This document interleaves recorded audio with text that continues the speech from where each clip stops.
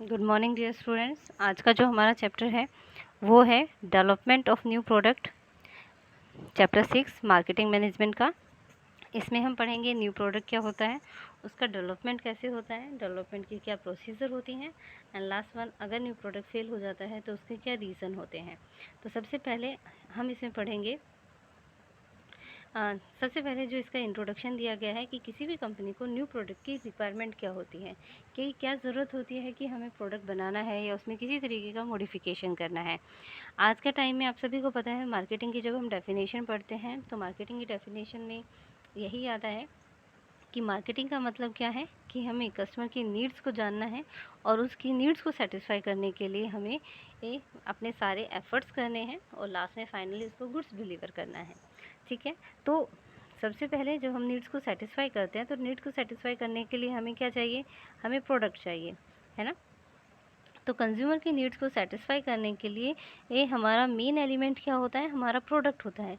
तो हमें प्रोडक्ट जो है हमारी मार्केटिंग का एक तरीके से मेन एलिमेंट होगा, जो हमारे कंज्यूमर की नीड्स को सेटिस्फाई करेगा, जो हमारी ऑर्गेनाइजेशन के प्रॉफिट मार्जिन को बढ़ाएगा, जो हमारी सेल्स को इंक्रीज़ करेगा और मार्केट में हमारी गुडविल को इंक्रीज़ करेगा। तो प्रोडक्ट हमारी मार्केटिंग का मेन एलिमेंट है।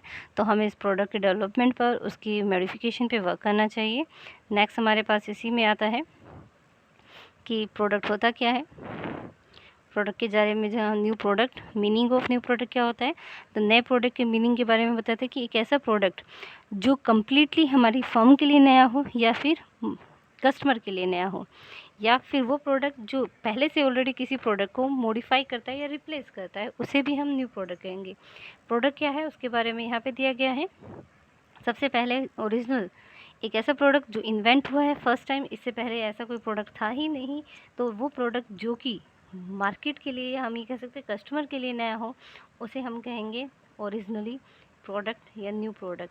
फॉर एग्ज़ाम्पल पहले हमारे पास ना कैलकुलेटर थे, ना कंप्यूटर थे, ना मोबाइल फ़ोन थे, ना सोलर लाइट थी। तो ये प्रोडक्ट जो कि कस्टमर की नीड्स को देखते हुए डेवलप किए गए और फर्स्ट टाइम बनाए गए, इन्वेंट किए गए, उन्हें हम कहेंगे न्यू प्रोडक्ट। इसके बाद आता है हमारे पास replacement product in existing product. देखो, जब पहली बार मोबाइल फ़ोन को बनाया गया तो वो हुआ न्यू प्रोडक्ट।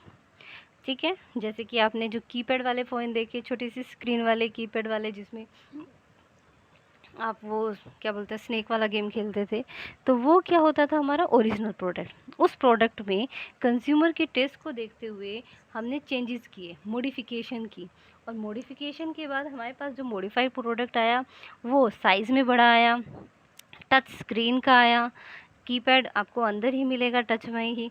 तो ये सारी चीज़ें क्या हैं हमारे पास, मॉडिफाइड प्रोडक्ट। तो एक ऐसा प्रोडक्ट जिसने रिप्लेस किया है पुराने प्रोडक्ट को, वो भी हमारे लिए क्या होगा, न्यू प्रोडक्ट होगा। लास्ट वन, जो ना मार्केट के लिए तो नया नहीं है लेकिन आपकी फर्म के लिए नया है।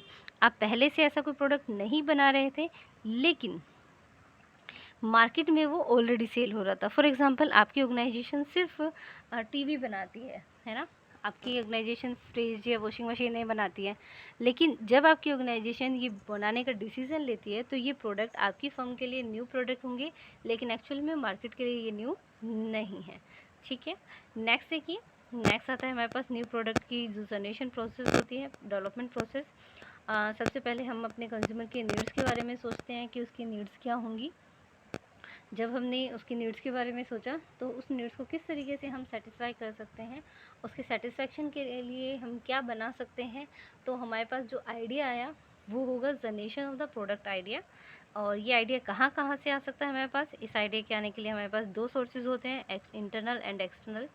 इंटरनल में सबसे पहला रिसर्च एंड डेवलपमेंट डिपार्टमेंट, जो हमने ऑर्गेनाइजेशन में बनाया ही इसलिए है कि उनका काम ही यही है कि टाइम टू टाइम इन्वेंट करना है, रिसर्च करना है और हमें बताना है और हमारे लिए प्रोडक्ट्स बनाने हैं। दूसरा आएगा मैन्युफैक्चरिंग पीपल, वो लोग जो कि डायरेक्ट मैन्युफैक्चरिंग के वर्क पे लगे हुए हैं, जो प्रोडक्ट बनाते हैं। वो भी हमें प्रोडक्ट की क्वालिटीज़ के बारे में, उसकी साइज़ के बारे में, उसकी कमियों के बारे में बता सकते हैं और हम उस प्रोडक्ट में चेंजेस कर सकते हैं, मॉडिफिकेशन कर सकते हैं। सेल्स पीपल, जो डायरेक्टली हमारे कस्टमर से लिंक करते हैं, जो हमारे कस्टमर्स के साथ जाके प्रोडक्ट सेल करते हैं कस्टमर के पास जाके। तो वो कस्टमर से उनकी जो कंप्लेन है, उनकी जो रिक्वायरमेंट है, उनकी जो सजेशन है, वो लाकर हमें बता सकते हैं। And last one top management. Top management का यही काम होता है कि वो ये देखे कि मार्केट में क्या चल रहा है और क्या नहीं, और किसी कस्टमर की नीड्स को सेटिस्फाई करने के लिए क्या हम कोई नया प्रोडक्ट बना सकते हैं, यानी वो इसी के रिगार्डिंग मीटिंग्स करता है, सेमिनार्स करता है, और फिर हमारे इन्फॉर्म करवाता है कि हमें ऐसा कोई नया प्रोडक्ट बनाना चाहिए। ये थे आप हमारे इंटरनल सोर्सेज। अब आते हैं हमारे एक्सटर्नल सोर्सेज। एक्सटर्नल सोर्सेज में हमारे पास आता है सबसे पहले सेकेंडरी इन्फॉर्मेशन, जो कि सेंट्रल या स्टेट गवर्नमेंट के द्वारा दी जाती हैं किसी भी नए प्रोडक्ट, टेक्निक या चेंजेस के बारे में, तो हम वहाँ से आइडिया ले सकते हैं। कस्टमर, एक तो हमारे जो सेल्स मैन है वो जाके कस्टमर से पूछ कर आए, तो वो इंटरनल सोर्स में आता है। एक्सटर्नल सोर्स, जब हम कस्टमर के पास जाके उनसे रिक्वायरमेंट पूछते हैं या उनसे कॉल करते हैं, लॉगआउट्स भरवाते हैं, तो वो सारी चीज़ें जब वो अपनी नीड्स या अपनी कंप्लेन या अपनी सजेशंस देते हैं, तो वहाँ से हम आइडिया ले सकते हैं। कॉम्पिटिटर्स, नॉर्मली जो कॉम्पिटिटर्स होते हैं वो अपने प्रोडक्ट के रिगार्डिंग आइडियाज़ को सीक्रेट रखते हैं, डिस्क्लोज़ नहीं करते हैं, लेकिन फिर भी हमें कहीं ना कहीं मार्केट में हलचल जब होती है कि सप्लायर से बात चल रही है या मिडिलमैन से बात चल रही है या कस्टमर से पूछा जा रहा है, तो हमें पता चल जाता है, तो हम वहाँ से भी अपने प्रोडक्ट के रिगार्डिंग आइडियाज़ ले सकते हैं। रीसेलर, जो कि होलसेलर या रिटेलर हमारे प्रोडक्ट को सेल करते हैं आगे, वो डायरेक्टली कस्टमर से लिंक करते हैं, तो वो भी कस्टमर्स की टेस्ट में कोई चेंज हुआ है, उनकी कोई सजेशंस, कंप्लेंट्स लाकर हमें बता सकते हैं। इनोवेटर्स, वो ऐसे पर्सन जो कि इनोवेशन के काम में लगे रहते हैं, जिनका मेन मोटिव कुछ ना नया इन्वेंट करने का, कुछ नया करने का होता है, तो उन लोगों से हमारे पास आइडिया आ सकते हैं। फॉरेन मार्केट, हर मार्केट अपने आप में या हर कंट्री अपने आप में किसी न किसी चीज़ के लिए, किसी न किसी प्रोडक्ट के लिए मशहूर होती है, तो हमारे पास वहाँ से आइडियाज़ आ सकते हैं प्रोडक्ट के regarding. As last one, cartoon and animation movies. Cartoon and animation इस मूवीज़ में नॉर्मली फिक्शन यूज़ किया जाता है, कल्पनाएँ की जाती हैं कि ये काम कैसे होगा, ऐसी फर्शें होंगी, ऐसा प्रोडक्ट होगा, तो वहाँ से हमारे पास आइडियाज़ आ सकते हैं। तो ये हमारे पास इंटरनल एंड एक्सटर्नल सोर्सेज है। इसके अलावा कुछ अदर सोर्सेज भी आते हैं, जैसे कि इंडस्ट्रीज़ हैं हमारे पास, या एक तरीके से जो ट्रेड यूनियंस हैं, ट्रेड बिजनेसेस हैं, वो सारे हमारे पास अदर आइडियाज़ आ सकते हैं वहाँ से। नेक्स्ट आता है हमारे पास स्क्रीनिंग ऑफ आइडियाज़। सबसे पहले हमारे पास कोई आइडिया आएगा, चाहे वो इनमें से किसी के पास से आए, इंटरनल एक्सेस से शेयर से, उस आइडिया को फिर हमें स्क्रीन करना है। स्क्रीन का मतलब होता है कि ये जो हमेरे पास आइडिया आया है, ये टेक्निकली या फिज़िकली पॉसिबल है या नहीं, क्या हम इसको बना सकते हैं, इसको अगर हम बना सकते हैं तो इसके रिगार्डिंग क्या हमें सप्लायर, रॉ मटेरियल चाहिएगा, उसके रिगार्डिंग सप्लायर है, क्या ये प्रोडक्ट कंज्यूमर की नीड्स को सेटिस्फाई करेगा, क्या ये हमारे ऑर्गेनाइजेशन की प्रॉफिटेबिलिटी और सेल्स को इंक्रीज़ करेगा, कि इसको बनाने के लिए हमारे पास प्रोडक्शन पॉसिबिलिटीज़, फाइनेंशियल पॉसिबिलिटीज़ या गवर्नमेंट अथॉरिटीज़ सब कुछ मिल जाएगा। तो हमें अपने जो प्रोडक्ट है उसको एनालाइज करना है, डिफरेंट पॉइंट पे उसको चेक करना है। इसके लिए हम अपनी एक चेक लिस्ट बना सकते हैं, ठीक है, जैसे यहाँ पे दिया गया है। एक चेक लिस्ट मेथड है जिसमें हम चेक लिस्ट बना सकते हैं, और इसमें हम प्रोडक्ट को मार्किंग करेंगे, और हमारे प्रोडक्ट को जितने भी अंक मिलेंगे उसके बेस पर हम डिसाइड करेंगे कि प्रोडक्ट बनाया जा सकता है या नहीं। जैसे यहाँ पे दिया गया है, किस किस पॉइंट पर हम चेक करेंगे। पहले हमारे पास सेल वॉल्यूम या फ्यूचर ग्रोथ कितनी है, बहुत ज़्यादा है, कम है या बहुत कम है, तो उसके हिसाब से हम इधर मार्किंग करेंगे। Type of number of competitor, क्या इस प्रोडक्ट के रिगार्डिंग कोई कॉम्पिटिटर है या नहीं, अगर बहुत ज़्यादा कंपटीशन है तो उसके हिसाब से, और अगर बहुत कम कंपटीशन है तो उसके हिसाब से हम मार्क करेंगे। टेक्निकल अपॉर्चुनिटीज़, क्या इसमें टेक्निक हम यूज़ करके इस प्रोडक्ट को बना सकते हैं या नहीं, या हमें टेक्निक्स के बारे में कुछ इन्फॉर्मेशन मिलेगी या नहीं।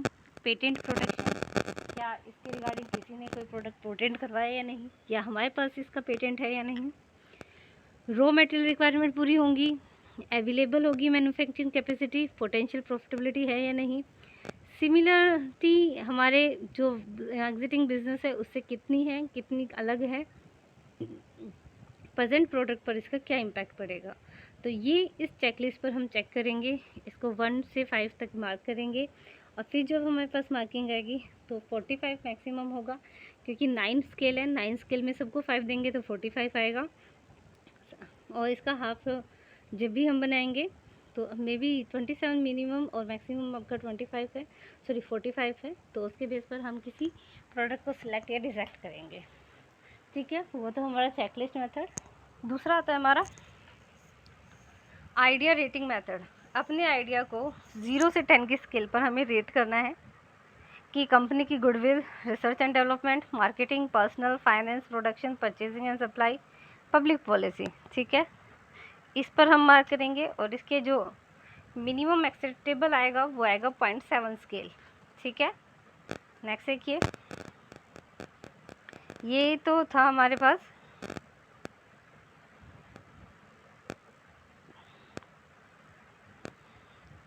ठीक है। उसके बाद हमने मैप किया, इसके अलावा हम और भी काफ़ी सारे चीज़ों के बारे में सोचेंगे, जैसे कि कंज्यूमर के सेटिस्फेक्शन, सेल्स की क्वांटिटी, जो कैपेसिटी है अर्निंग की, मार्केट में वो कितना होगा और हमारा प्रोडक्ट अलग से अपनी आइडेंटिफिकेशन बना पाएगा ये नहीं। ठीक है, तो सबसे पहले हमने प्रोडक्ट के बारे में आइडिया आया, उसके बाद हमने उस आइडिया की रिगार्डिंग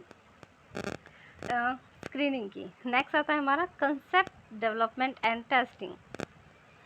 जब हमने अपने आइडिया पर प्रॉपर तरीके से चेकलिस्ट कर लिया है, आइडिया को स्क्रीन कर लिया है, तो स्क्रीन करने के बाद अब हम उस प्रोडक्ट के रिगार्डिंग एक तरीके से कंसेप्ट टेस्टिंग करेंगे।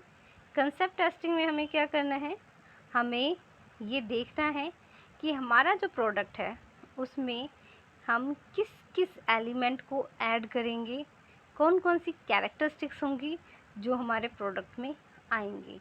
ठीक है, तो ये हम कंसेप्ट टेस्टिंग करेंगे। इसके लिए हमें ये फैक्ट्स पता होना चाहिए कि कंज्यूमर की नीड्स क्या हैं, जो हमारे कंज्यूमर हैं उनकी परचेजिंग एक तरीके से फ्रीक्वेंसी क्या है। देखो, परचेजिंग फ्रीक्वेंसी होती है कितनी बार वो उस प्रोडक्ट को परचेज़ करते हैं, कितने टाइम के बाद उस प्रोडक्ट को परचेज़ करते हैं।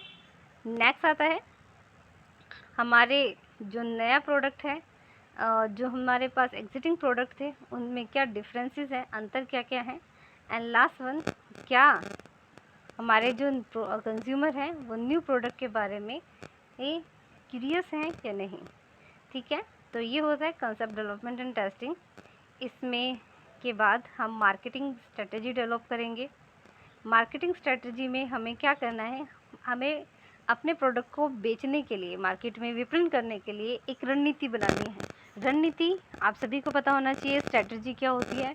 स्ट्रेटजी रणनीति होती है, मतलब किसी चीज़ से लड़ने के लिए, नॉर्मली कॉम्पिटिटर से लड़ने के लिए, मार्केट में अपना शेयर बनाने के लिए हम एक तरीके से अपनी व्यू रचना या स्ट्रेटजी बनाते हैं। तो ये स्ट्रेटजी में हमें क्या करना है, सबसे पहले हमें ये देखना है कि हम किस बाज़ार में अपना गुड सेल करना चाहते हैं। तो अपना एक आइडियल या एक अपना टारगेट मार्केट आपको चूज़ करना है। उसके बाद आपको ये प्लान करना है कि इस मार्केट में हम प्रोडक्ट को किस तरीके से लेकर आएंगे, और अगर हम इस मार्केट में प्रोडक्ट को लेके आते हैं तो हमारे क्या प्रॉफिट मार्जिन्स रहेंगे, उन सभी का एस्टिमेट लगाना है। इसके अलावा हमारे प्रोडक्ट का प्राइस क्या रहेगा, उसका डिस्ट्रीब्यूशन चैनल क्या रहेगा, और जब हम कोई प्रोडक्ट बना रहे हैं तो उसका फ्यूचर क्या रहेगा, और हमारे लॉन्ग टर्म प्रॉफिट और सेल क्या रहेंगे, वो सब हमें एनालाइज करने हैं मार्केटिंग स्ट्रेटजी में। ठीक है, तो एक तरीके से कंपटीशन को फेस करने के लिए जब हम और कंपटीशन को फेस करने के लिए या मार्केट में अपने नए प्रोडक्ट को लॉन्च करने के लिए हम अपना या बिज़नेस जो मार्केट है उसमें अपना शेयर बनाने के लिए हम जिस तरीके की भी पॉलिसी बनाते हैं, जो भी हम टेक्निक यूज़ करते हैं, वो होती है हमारी मार्केटिंग स्ट्रेटजी। नेक्स्ट आता है बिज़नेस एनालिसिस। ठीक है, इसमें हमें क्या करना है, हमें अपने प्रोडक्ट के रिगार्डिंग बिज़नेस एनालाइज करना है कि अगर जो हमारा प्रोडक्ट है उसका वो कितना बिज़नेस करेगा, क्या वो बिज़नेस कर पाएगा, क्या उसको बनाने के रिगार्डिंग। देखो, बिज़नेस में सेल परचेज़ दोनों होता है, तो परचेज़ और सेल दोनों के बारे में हम देखेंगे कि सबसे पहले इसके अंदर क्या क्या फिज़िकल और केमिकल कैरेक्टरिस्टिक्स होंगी, प्रोडक्शन कैपेबिलिटी है या नहीं। अब प्रोडक्शन कैपेबिलिटी के लिए हमारे पास प्रोडक्शन फैसिलिटी चाहिए। प्रोडक्शन फैसिलिटीज़ क्या होती हैं कि हमारे पास उस काम को करने के लिए वर्कर्स हैं या नहीं, हमारे पास मशीनें हैं या नहीं, हमारे पास रॉ मटेरियल अवेलेबल होगा या नहीं, है ना। तो ये सारी हमारे पास प्रोडक्शन फैसिलिटीज़ हैं या नहीं। इसके अलावा हमारी प्रोडक्शन की कॉस्ट कितनी आएगी, जिसमें हमारी डायरेक्ट और इनडायरेक्ट सारी कॉस्ट हमको ऐड करनी है। किसी भी प्रोडक्ट को बनाने और बेचने तक की जितनी भी लागत होती है हम वो सारी कैलकुलेट करेंगे। नेक्स्ट सेल एंड प्रॉफिट कितने होंगे और उसके बाद हमारा प्रॉफिट कितना आएगा, तो ये हमें सारा बिजनेस एनालिसिस में करना है। नेक्स्ट आता है, ये जब हम प्रेपर कर लेते हैं तो हमें ये तैयार करना है कि अब हम अपने प्रोडक्ट के रिगार्डिंग एनालाइज करेंगे और एक न्यू प्रोग्राम बनाएंगे प्रोडक्ट डेवलपमेंट के रिगार्डिंग। ठीक है, यहाँ तक हमने प्रोडक्ट डेवलपमेंट से पहले की प्रोसेस थी। अब यहाँ हमारे पास प्रोडक्ट डेवलपमेंट की प्रोसेस आएगी। हमारे पास हमने देखा किस किस लेवल पर हमने सबसे पहले स्क्रीनिंग में देखा, उसके बाद स्क्रीनिंग के बाद हमने उसकी स्ट्रेटजी बनाई, मार्केटिंग स्ट्रेटजी, हमने प्रोडक्ट डेवलपमेंट, कंसेप्ट डेवलपमेंट किया एंड अब हमने बिजनेस एनालाइज किया। अगर एक प्रोडक्ट इन सभी प्रोसेस पर सही हो जाता है, अच्छा आपको रिजल्ट देता है, तो उसके बाद आप अपने प्रोडक्ट को डेवलप करना शुरू करोगे। ठीक है, प्रोडक्ट डेवलपमेंट का अभी तक तो हमने कंसेप्ट डेवलपमेंट किया था। अब एक्चुअल में एक तरीके से मॉडल हम बनाएंगे प्रोडक्ट का, वो होगा प्रोडक्ट डेवलपमेंट। ठीक है, अभी तक हमने पेपर पे किया था, अब हम उसको प्रैक्टिकली करेंगे। ठीक है, जो हमारा रिसर्च एंड डेवलपमेंट डिपार्टमेंट है वो अपना काम पूरा करेगा। ठीक है, अपने को फिज़िकली प्रोडक्ट और केमिकली उसमें क्या कैरेक्टरिस्टिक्स होंगी वो सारी हमें बताएगा। उसके लिए वो इंजीनियरिंग रिसर्च और मॉडल डेवलप करेगा। जो फाइनल हमारे पास प्रोडक्ट बनना है, उस प्रोडक्ट में वो सारी एलिमेंट्स डालने के बाद वो हमें कुछ मॉडल्स दिखाएगा जिसका साइज़, शेप, कलर्स का सब कुछ में कुछ ना कुछ अंतर मिलेगा। और हमारे पास जो फाइनल मॉडल्स आएंगे उन मॉडल्स को हम चेक करेंगे। ठीक है, और उसके रिगार्डिंग कई बार ये जो मॉडल हैं ये चेक करने के लिए या इनमें से सबसे बेटर मॉडल क्या है, हम इसके रिगार्डिंग कुछ जो सिलेक्टेड कस्टमर्स हैं उनको अपना मॉडल दिखाएंगे, उनको उस मॉडल प्रोडक्ट को यूज़ करने के लिए कहेंगे और उसके बाद वो अपने सजेशंस उसके बारे में देंगे। अगर हमारा प्रोडक्ट कस्टमर की प्रेफरेंस पर सही उतरता है या उन्होंने जो भी हमें सजेशंस दिए हैं उन सजेशंस को हमारे प्रोडक्ट में ऐड करने के बाद फिर हम अपना प्रोडक्ट मार्केटिंग मिक्स है वो डेवलप करेंगे।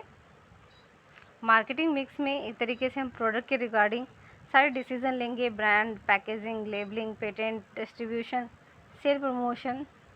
ठीक है, उसके बाद सबसे पहले कोई भी प्रोडक्ट है वो मार्केटिंग की फुल टर्म में जाने के बाद से पहले एक छोटा सा टेस्ट मार्केटिंग हम करते हैं।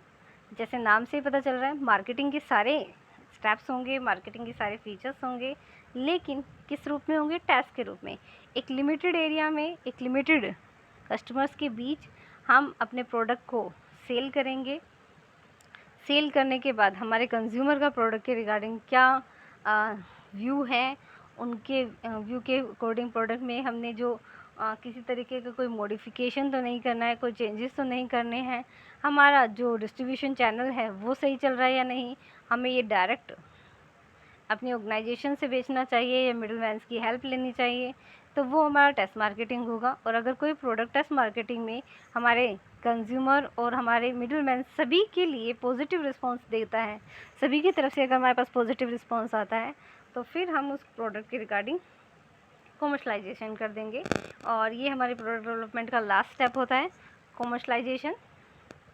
इसमें प्रोडक्ट हमारा टेस्ट मार्केटिंग जब सक्सेसफुल रहता है तो अब हम अपने प्रोडक्ट को लार्ज स्केल पर फुल प्रोडक्शन के कैपेसिटी के साथ सेल करेंगे और अपने प्रोडक्ट को बड़े बड़े मार्केट में सेल करके अपनी ऑर्गेनाइजेशन का रिगार्डिंग प्रॉफिट और सेल्स बढ़ाएंगे। तो ये था हमारा प्रोडक्ट डेवलपमेंट प्रोसेस, जिसके सारे स्टेप मैंने बता दिए। एक अलग से टेस्ट मार्केटिंग के बारे में अलग से वर्क आया है कि टेस्ट मार्केटिंग क्या होता है। अभी मैंने बोला कि हमारे प्रोडक्ट कंज्यूमर एक्सेप्ट करेंगे या नहीं, उसके बारे में जानने के लिए हम छोटे से लिमिटेड एरिया में बड़े प्रोडक्शन ना करके कम प्रोडक्शन करके उस छोटे से एरिया में अपने प्रोडक्ट को बेचते हैं या उसके रिगार्डिंग मार्केटिंग की सारी प्रोसीजर, मार्केटिंग के सारे वर्क करते हैं। ठीक है, इसमें डेफिनेशन भी दी गई है। पहली बार प्रोडक्ट और जो मार्केटिंग है और कार्यक्रम करना सिर्फ कुछ या गिने चुने ही स्कोप में या क्षेत्र में। प्रोसेस क्या होगी ट्रांस मार्केटिंग की? प्रोसेस में सबसे पहले हम देखेंगे कि हमें कितनी जो शहर है वहाँ पर हमें सेल करना है, 10, 5, 8 नंबर ऑफ़ सिटीज़ हम डिटरमाइन करेंगे। उस नंबर ऑफ़ सिटीज़ के साथ साथ हम ये सिलेक्ट करेंगे कि कौन कौन से बड़े शहरों में करना है, छोटे शहरों में करना है या मिडिल शहरों में करना है। उसके हिसाब से हम अपने सेलेक्ट करेंगे सिटीज़ को। इसके अलावा ड्यूरेशन कितने टाइम तक करना है, 2 महीने, 6 महीने, 12 महीने या 10 दिन या 20 दिन। ठीक है, तो ये अकॉर्डिंग टू मैनेजमेंट होगा, ना ही ज़्यादा होगा, क्योंकि बहुत ज़्यादा होगा तो हमारे कॉम्पिटिटर्स को प्रोडक्ट्स के रिगार्डिंग सारी इन्फॉर्मेशन मिल जाएंगी। बहुत कम होगा तो हमारे पास एग्जैक्ट रिजल्ट नहीं आएगा। तो ये एक तरीके से एजुकेट होनी चाहिए। जो भी हमारा ड्यूरेशन है एवरेज, इस ड्यूरेशन में हम क्या क्या चीज़ें देख सकें, ये ड्यूरेशन कितनी लंबी होनी चाहिए, हमें ये इतना होना चाहिए कि हमें ये पता चल जाए कि एवरेज परचेज पीरियड क्या होगा, हमें कॉम्पिटिटर्स की सिचुएशन पता चल जाए, और टेस्ट मार्केटिंग की कॉस्ट कितनी आओगी वो भी हमें ध्यान में रखना है।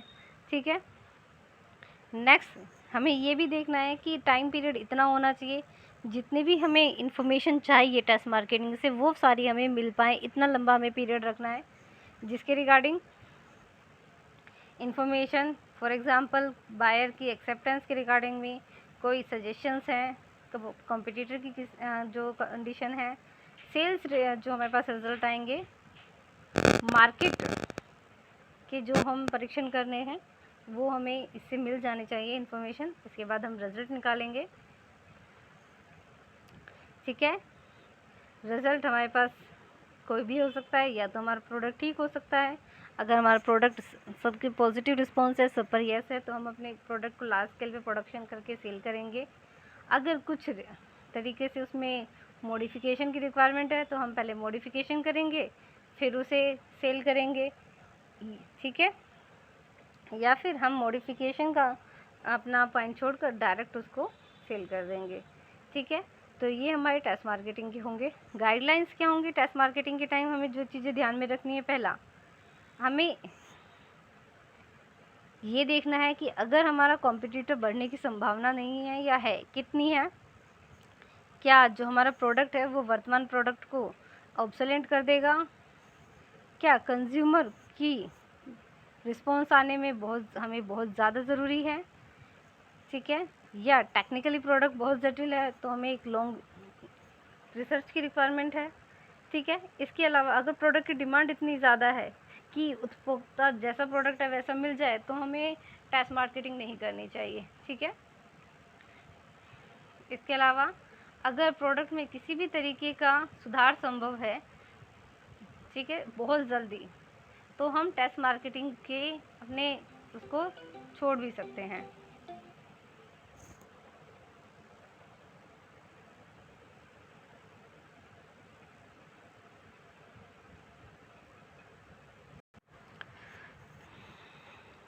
ओके, हमारे गाइडिंग प्रिंसिपल थे टेस्ट मार्केटिंग के रिगार्डिंग कि टेस्ट मार्केटिंग किस टाइम किया जाना चाहिए और किस टाइम नहीं किया जाना चाहिए। तो सबसे पहले अगर हमें लगता है कि कंपटीशन बढ़ जाएगा तो हम नहीं करेंगे टेस्ट मार्केटिंग। इसके अलावा अगर हमें लगता है कि हमारे पुराने उत्पाद को एक तरीके से ऑब्सोलेट कर देगा तो हमें कंपेयर करना पड़ेगा कि पुराने से हमें प्रॉफिट ज़्यादा हो रहा था या नए से हमें ज़्यादा होगा। तो कंपेयर करने के बाद ही हम डिसाइड करेंगे कि हम टेस्ट मार्केटिंग करेंगे या नहीं। इसके अलावा अगर हमारे कंज्यूमर को बहुत ज़्यादा रिस्पॉन्स की हमें ज़रूरत है तो उस टाइम हमें टेस्ट मार्केटिंग ज़रूर करना चाहिए।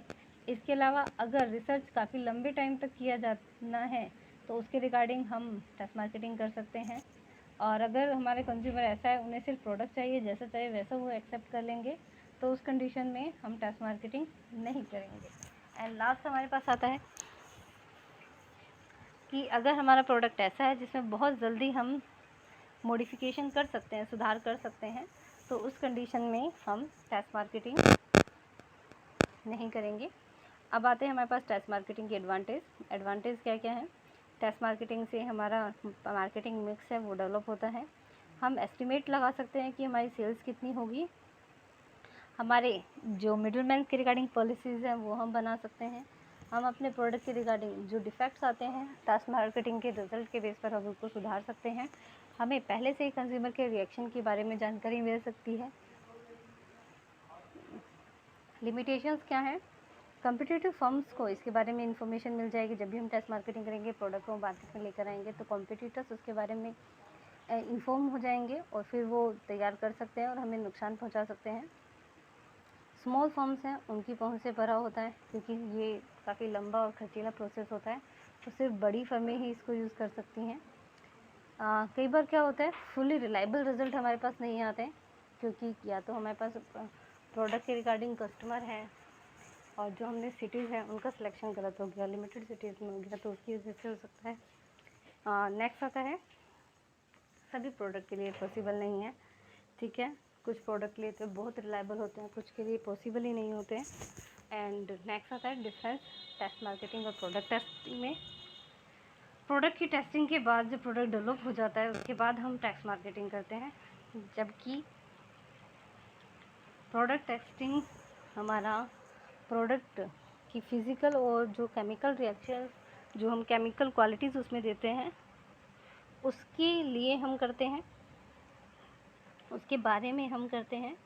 और नेक्स्ट आता है कि वो क्वालिटीज़, वो कैरेक्टरिस्टिक्स हैं या नहीं जो हमारे कंज्यूमर के नीड्स को सेटिस्फाई करेंगी, या ये प्रोडक्ट में पॉसिबल है या नहीं ये फिज़िकल और रासायनिक जो गुण होते हैं वो प्रोडक्ट में डालना। तो उसके रिगार्डिंग हम प्रोडक्ट टेस्टिंग करते हैं। नेक्स्ट आता है प्रोडक्ट के फेल होने के रीज़न। किसी भी प्रोडक्ट के लिए हमने बहुत सारे प्रोसेस हम काम करते हैं, लेकिन इसके बावजूद भी कोई ना प्रोडक्ट हमारा फेल हो जाता है, तो उस फेल होने के रीज़न क्या होते हैं? या तो उसका साइज़ कलर सही नहीं होता है, या फिर उसमें एक तरीके से एफिशिएंसीज़ की कमी होती है, क्वालिटीज़ की कमी होती है, जो कंपटीशन है उसका वो सामना नहीं कर पाता, या किसी तरीके से हमारे जो मार्केटिंग के एफर्ट्स हैं वो हमने सही तरीके से नहीं किए, जो प्रोडक्ट है उसका सेल्स प्राइस बहुत ज़्यादा है, जो नया प्रोडक्ट है वो हम सही टाइम पर नहीं लेकर आए हैं, और जो हमारे मिडलमैन हैं उनका भी प्रॉफिट मार्जिन कम है, क्योंकि मिडलमैन का जो प्रॉफिट मार्जिन जिस प्रोडक्ट में कम होता है वो उसको सेल नहीं करते, जिसमें उनका मार्जिन ज़्यादा होता है वो उसको रिकमेंड करते हैं, ठीक है। तो इस वजह से भी हमारे प्रोडक्ट फेल हो जाता है, या हमारा जो प्रोडक्ट है वो सेलेबल नहीं है। तो ये काफ़ी सारे रीज़न्स होते हैं। इसके अलावा भी काफ़ी रीज़न हो सकते हैं किसी प्रोडक्ट के फेल होने के। नेक्स्ट होता है कि हम इनको किस तरीके से अवॉइड कर सकते हैं। न्यू प्रोडक्ट को डेवलप करके एक हमें उचित संगठन बनाना चाहिए जो कि हमारे प्रोडक्ट को डेवलप करे, मार्केटिंग के सारे काम करे, और हमारे जो रिसर्च या प्रोडक्ट डेवलपमेंट के रिगार्डिंग प्रयास है वो एक तरीके से हमें स्ट्रॉन्गली करने चाहिए। हमें क्वालिटी कंट्रोल के लिए और हाई टेक्निक को यूज़ करने के लिए एक तरीके से प्रयासरत होना चाहिए। नया प्रोडक्ट ऐसा हो जो हमारी मांग जिसकी बाज़ार में मार्केट में डिमांड अच्छी हो और जो लोगों की नीड्स को सेटिस्फाई कर सके, और जो एक तरीके से जब हम जैसे कि जितने भी हमारे फेलियर के रीज़न हैं उनमें जिनको हम अवॉइड कर सकते हैं उन सबको हमें अवॉइड करना है। एक तरीके से जिनको हम पॉजिटिव में कन्वर्ट कर सकते हैं हमें पॉजिटिव में कन्वर्ट करना है। जैसे मिडलमैन का प्रॉफिट मार्जिन कम है तो मिडलमैन के प्रॉफिट मार्जिन को बढ़ा दो तो वो हमारे प्रोडक्ट को रिकमेंड करेगा। इसके अलावा हमारी जो मार्केटिंग एफ़र्ट्स हैं वो कम हैं तो अपने मार्केटिंग एफ़र्ट्स को अच्छा करो और बेटर करो, प्रेजेंटेशन अच्छे से करो, एडवर्टाइजमेंट करो, प्रमोशन मेथड यूज़ करो, ठीक है। जैसे टाइम अगर हमें गलत टाइम पे निकाला है तो हम वेट करें, जब सही टाइम आए तभी प्रोडक्ट को मार्केट में लेकर आएँ। तो ये जो रीज़न है किसी भी प्रोडक्ट के फेल होने के, उन रीज़न्स को दूर करके या अपने प्रोडक्ट की कमियों को दूर करके कंज्यूमर को सेटिस्फाई कर सके ऐसा प्रोडक्ट बनाकर हम अपने प्रोडक्ट के फेलियर को रोक सकते हैं। तो ये हमारा चैप्टर 6 यहीं पर कंप्लीट है। इसके अलावा अगर किसी की कोई भी डाउट हो तो आप मुझे मैसेज कर सकते हैं, फ़ोन कर सकते हो, ठीक है। ये चैप्टर रीड करना है और इसके रिगार्डिंग कोई भी डाउट हो तो मुझे मैसेज करना। ओके, बाय बेटा।